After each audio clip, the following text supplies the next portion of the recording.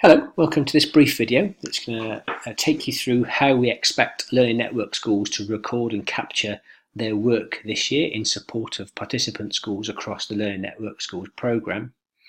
Now this diagram on the slide here you'll recognise from page 13 of the Learning Network schools handbook, and this simply sets out the two routes through which schools will be supported this year after the diagnostic phase, which you'll be aware of, and that is the priority focus support, which will be provided either to develop leadership capacity through our school-to-school support schools, or the priority focus support that will be provided for particular subject areas within the core here.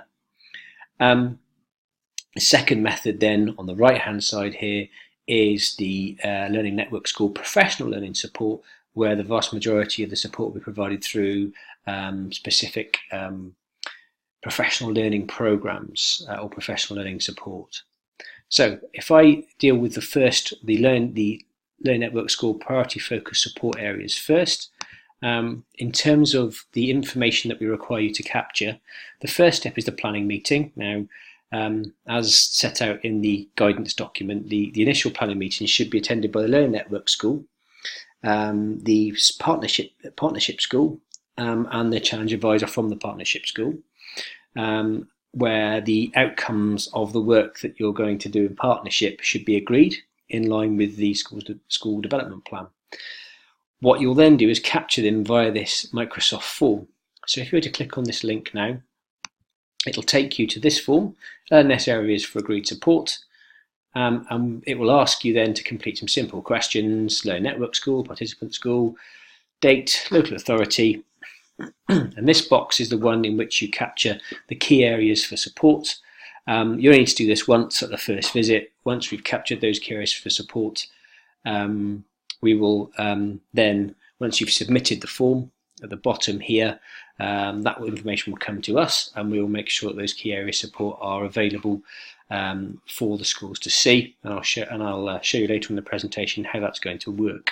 So that's all you need to do there. That should be a relatively quick process.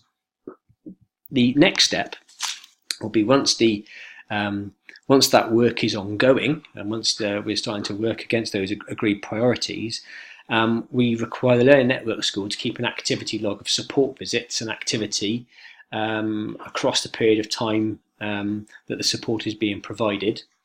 And again, there's a form that we've provided there in which you can very simply capture that information. So this form here, the activity log, as you can see, all the forms are bilingual. And again, it's very simple. We require the information around the school's local authority so that when we get the information back, we can filter it quite easily. Important to log the date at which that activity has taken place. In this case then, a sense of the amount of time that's been spent at that particular visit, because that will depend obviously upon the type of activity that's being developed. Then the actions completed, and then an evaluation and impact next steps again against the priority areas that were set at the first initial planning meeting. Again, when you submit that information then will come to us, and we'll process that through our learning intelligence team at our end. So the third step then is the termly impact capture. As the name suggests, we would like you to capture the impact of your work on a termly basis. So for this year, we'll capture that impact in December and again in March. And again, this has simply been pulled out of the Learning Network schools booklet. We require you at those progress meetings to go to this link, and when you get to that link, you will arrive at this form, which is the termly progress update form. And again, we've tried to provide the instructions on the form to make this as simple and easy to understand as possible. This form should be used to provide a summative statement of progress made against the key areas for support identified with the Learning Network school. This form should be completed termly, December and March. So again, the same simple information so we can identify which schools have completed this work. And then the key in terms of what's different here is number 5, which is your summative judgment of progress against the key areas for identified for support. So what progress has been made since we identified those areas for support earlier in the term, and then an evaluation of the progress, no more than 250 words. Keep it nice and sharp in terms of the evaluation there. And then at the end of the process, for where perhaps there's been particularly strong impact and there's something you'd really like to focus on, we'll be providing a case study template for learning network schools to complete where we think there's been, where you think there's been particularly high impact in terms of the work that's been done. So I did mention in the video that once this information comes to us, we will be pulling that together into reports that can be, which are then of value to the schools that are participating in the project. And this is how this is going to work.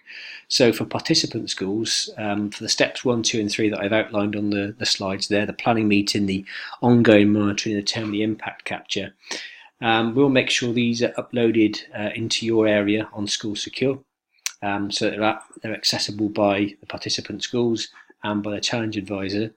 And for the Learning Network schools, we're going to provide a half-termly summary report that captures your work in support of participant schools. One thing it's important to mention at this stage is it's important not to include the proper names of people in terms of GDPR regulations. People shouldn't be able to be identified through the reports, reporting of this type in the system. Then moving on to professional learning. So in terms of professional learning, there are again 2 ways that we're going to capture information. The first, if you're providing professional learning support for schools, we'd like you to log this activity. And again, if you click on this form, it will take you to this form, which is the Learning Network Schools Engagement Log form. And basically what we're asking you to do here is to say who you are, the area of support that you're providing, okay, who attended the session, in terms of the schools that are in attendance, the date of the professional learning activity, so when it took place, the length of the session, and then the nature of the activity, what it was that you actually did, what you were focusing on, participant evaluation of the session, okay, so any feedback that you received across the session, and then how you intend to monitor the impact of the work that you've done with that group of schools, how you intend to sort of follow up on that and make sure that the objectives have been achieved and that's been taken back and embedded into schools in terms of that work. So the second form then is for the participants who actually attend the professional learning activity that you're completing, and they'll be asked to complete this form. And if they click on this form, it will take them to this page, participant evaluation form. This is very similar to the evaluation forms you've used for professional learning activity in the past.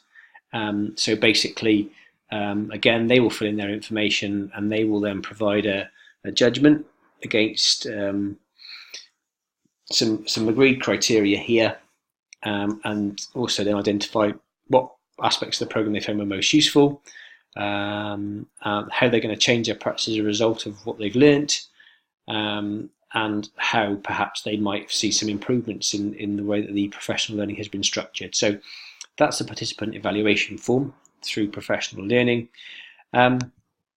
And again, what we will do is we'll provide a summary of feedback and evaluation to our schools who are supporting professional learning on a half-termly basis, so that you can use that information to refine and improve the quality of your professional learning delivery and development, and also to support your ongoing sort of self-evaluation.